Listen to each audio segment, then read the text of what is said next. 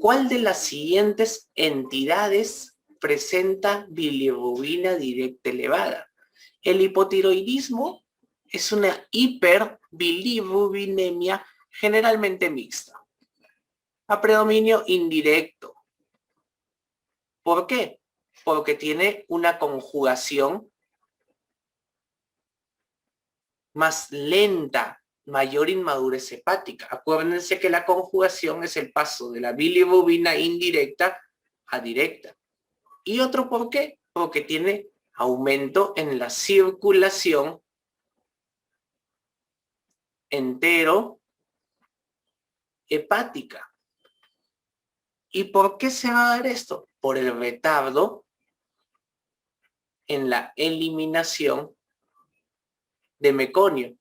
O sea, cuando la bilirrubina directa ya sale del proceso de conjugación, sale del hígado, la directa llega al intestino y se contacta con la beta-glucuronidasa y esta le dice directa, te vas a transformar en indirecta ahora. Y eso se pasa por el retardo en la eliminación de meconio. La esferocitosis se da por hemólisis, destrucción del glóbulo rojo, o sea, aumento de bilirrubina indirecta. La lactancia materna, el trastorno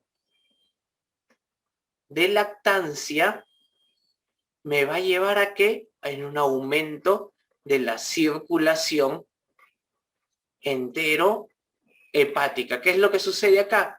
El bebé, como toma poca leche, no toma bien, no tiene una buena técnica de lactancia, va a tener un retardo en la eliminación de meconio. Entonces la bilirrubina directa entra en contacto con la beta-glucuronidasa del intestino y se transforma en indirecta nuevamente. Y tenemos la incompatibilidad ABO, que también es hemólisis, aumento de bilirrubina indirecta. ¿Cuál sería la respuesta? Citomegalovirus. Un momento, vamos a cambiar de color. Entonces, el citomegalovirus me aumenta la bilirrubina directa, ¿ya? Porque causa una hepatitis, una destrucción tisular, es citotóxica. Durante la reanimación neonatal, ¿cuáles son los signos que deben evaluarse?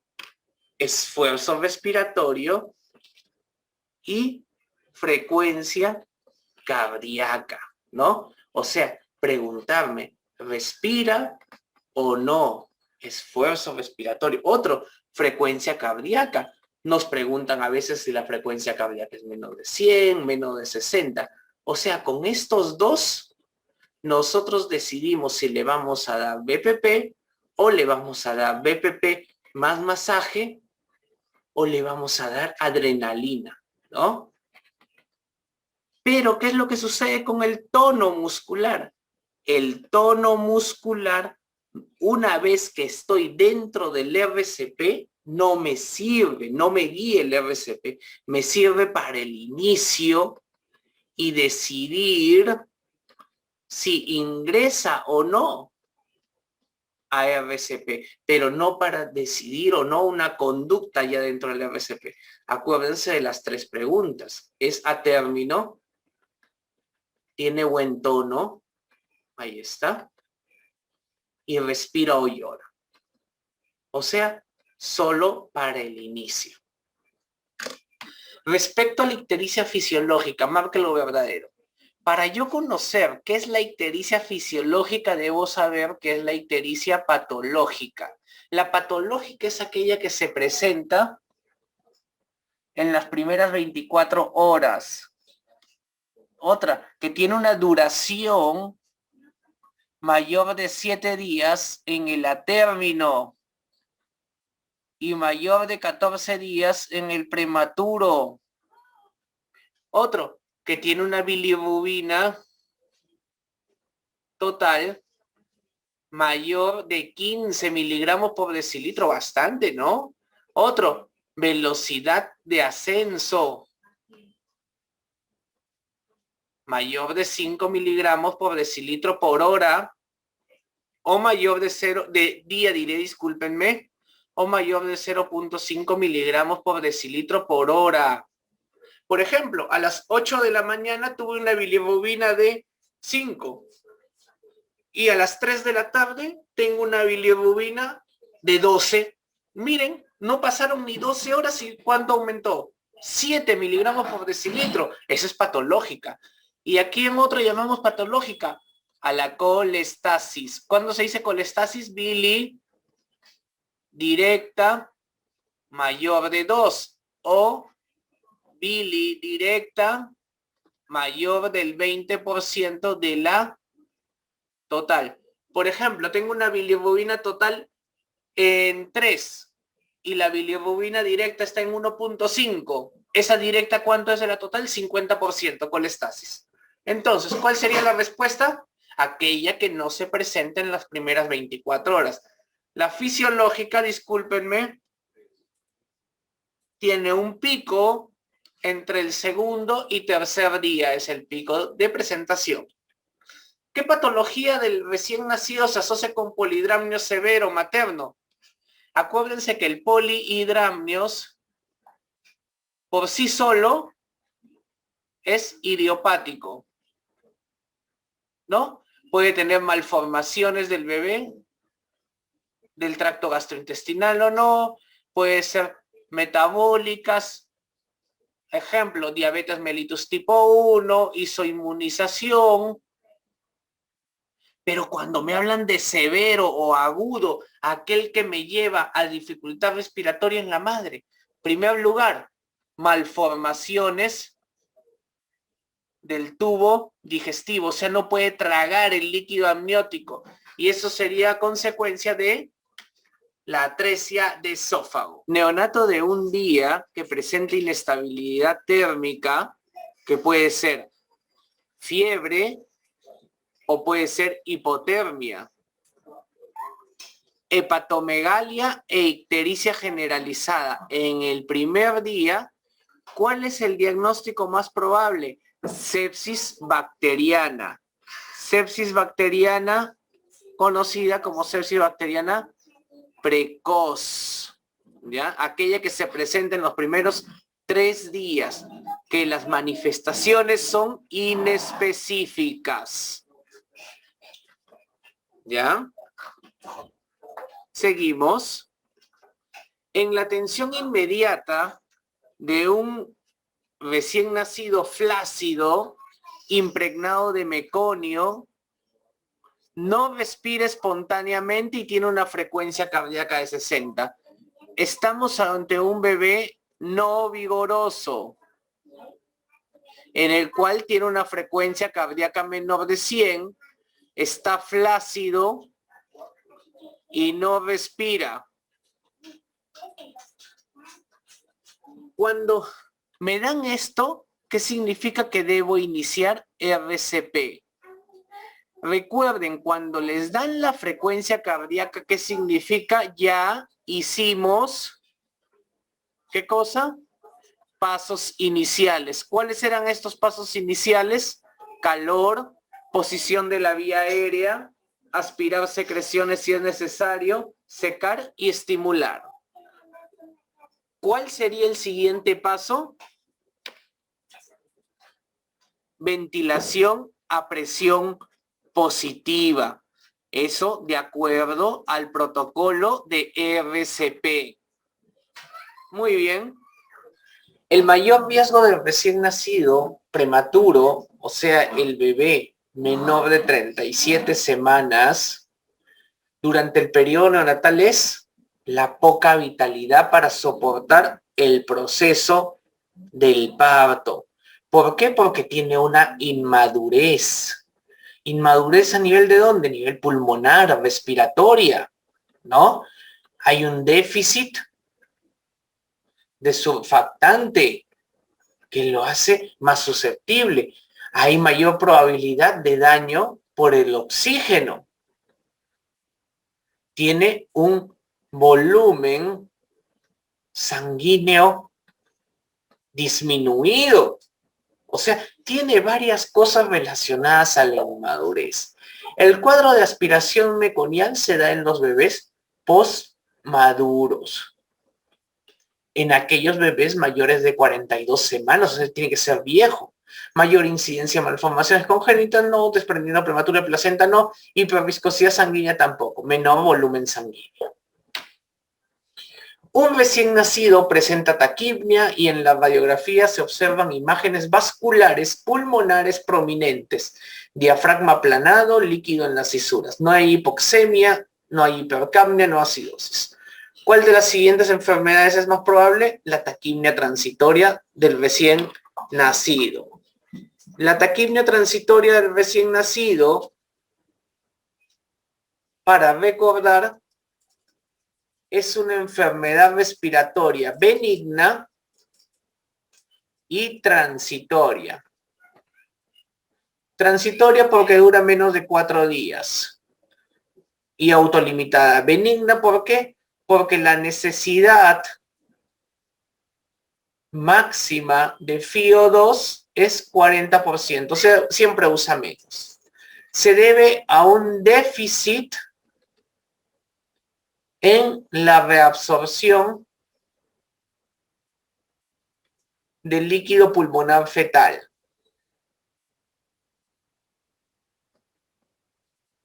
Entonces, ¿qué es lo que va a ver en las radiografías? Como hay un déficit de la reabsorción, aumenta en el intersticio, comprime la vía aérea y se ven cuadros de hiperinsuflación del tórax.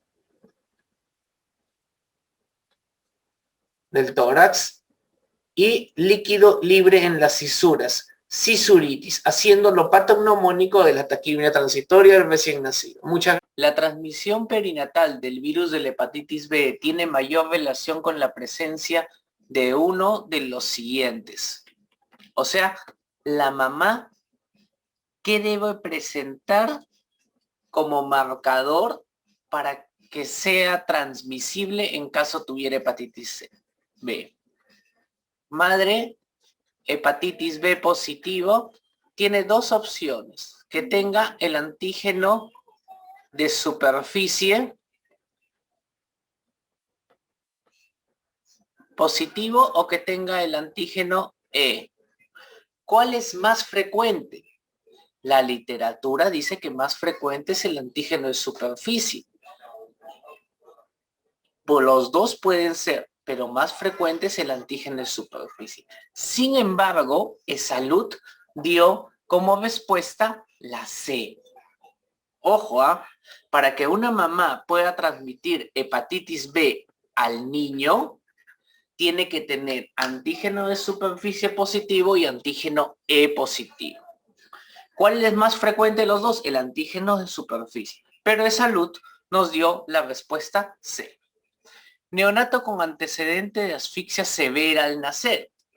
La asfixia severa indicada por isquemia. Acuérdense que cuando hay asfixia no le llega una buena cantidad de órganos, una buena cantidad de sangre, disculpen, a determinados órganos, pero sí a otros. ¿A quiénes les lleva la mayor cantidad de sangre? Al cerebro, al corazón, a las glándulas suprarrenales. ¿Y quiénes sufren? El intestino, los riñones, la piel. Y este bebé se le suma que es prematuro. Recibe lactancia materna. Presenta vómitos, distensión abdominal y ausencia de ruidos hidroaéreos con heces sanguinolentas. ¿Cuál es el diagnóstico? Enterocolitis necrotizante es el diagnóstico.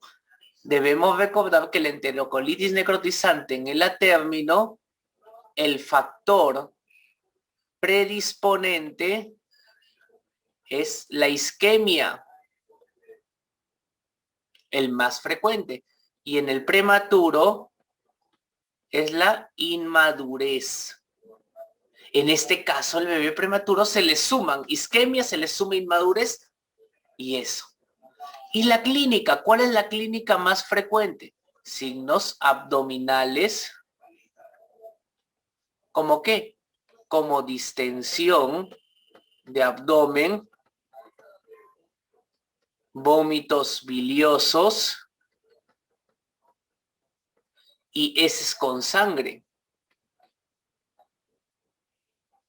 Más signos y síntomas sistémicos, como que fiebre, decaimiento, somnolencia, bradicardia, taquicardia, etcétera. Entonces, la enterocolitis necrotizante tiene un examen de ayuda al diagnóstico. ¿Y cuál es ese examen que nos ayuda? La radiografía de abdomen. Y eso es lo que me están preguntando. ¿Qué esperaría encontrar? La neumatosis intestinal, que es el signo patognomónico en la radiografía de abdomen.